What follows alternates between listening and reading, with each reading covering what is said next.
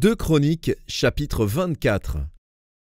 Joas avait 7 ans lorsqu'il devint roi, et il régna 40 ans à Jérusalem. Sa mère s'appelait Tsibja de Beër-Shéba. Joas fit ce qui est droit aux yeux de l'Éternel pendant toute la vie du sacrificateur Jéhojada. Jéhojada prit pour Joas 2 femmes, et Joas engendra des fils et des filles. Après cela, Joas eut la pensée de réparer la maison de l'Éternel. Il assembla les sacrificateurs et les Lévites et leur dit : « Allez par les villes de Juda, et vous recueillerez dans tout Israël de l'argent, chaque année, pour réparer la maison de votre Dieu. Et mettez à cette affaire de l'empressement. » Mais les Lévites ne se hâtèrent point.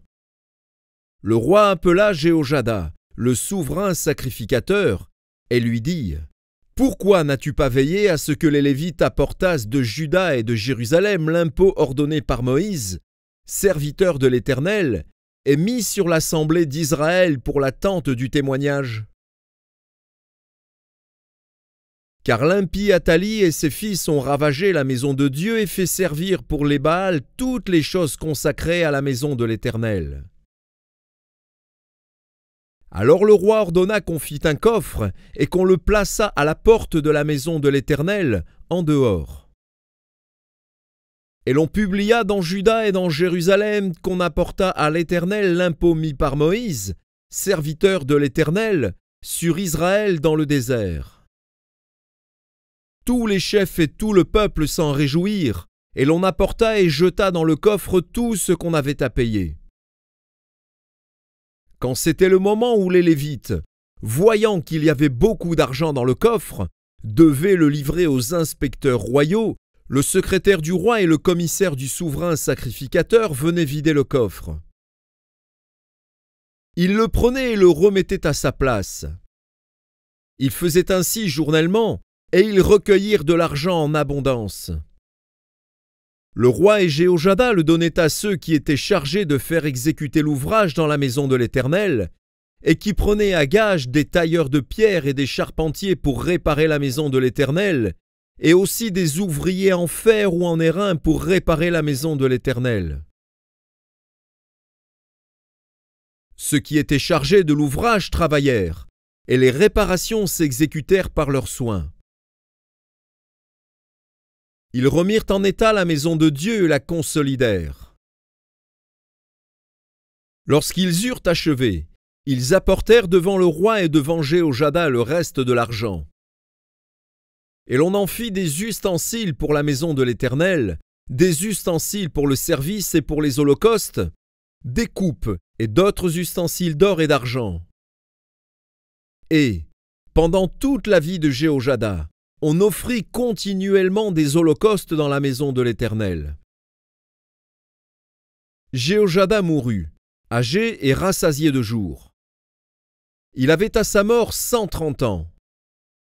On l'enterra dans la ville de David avec les rois, parce qu'il avait fait du bien en Israël et à l'égard de Dieu et à l'égard de sa maison. Après la mort de Jéhojada, les chefs de Juda vinrent se prosterner devant le roi. Alors le roi les écouta, et ils abandonnèrent la maison de l'Éternel, le Dieu de leur père, et ils servirent les Astartés et les idoles. La colère de l'Éternel fut sur Juda et sur Jérusalem, parce qu'ils s'étaient ainsi rendus coupables. L'Éternel envoya parmi eux des prophètes pour les ramener à lui, mais ils n'écoutèrent point les avertissements qu'ils en reçurent. Zacharie, fils du sacrificateur Jéhojada, fut revêtu de l'Esprit de Dieu.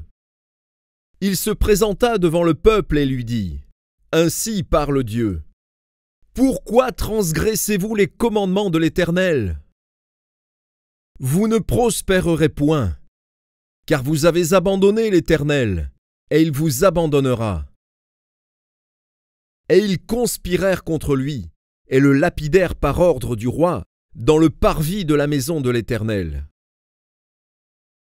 Le roi Joas ne se souvint pas de la bienveillance qu'avait eue pour lui Jéhojada, père de Zacharie, et il fit périr son fils. Zacharie dit en mourant, « Que l'Éternel voie et qu'il fasse justice. » Quand l'année fut révolue, l'armée des Syriens monta contre Joas et vint en Juda et à Jérusalem. Ils tuèrent parmi le peuple tous les chefs du peuple, et ils envoyèrent au roi de Damas tout leur butin. L'armée des Syriens arriva avec un petit nombre d'hommes. Et cependant l'Éternel livra entre leurs mains une armée très considérable, parce qu'ils avaient abandonné l'Éternel, le Dieu de leur père. Et les Syriens firent justice de Joas. Lorsqu'ils se furent éloignés de lui, après l'avoir laissé dans de grandes souffrances, ses serviteurs conspirèrent contre lui à cause du sang des fils du sacrificateur Jéhojada. Ils le tuèrent sur son lit, et il mourut. On l'enterra dans la ville de David, mais on ne l'enterra pas dans les sépulcres des rois.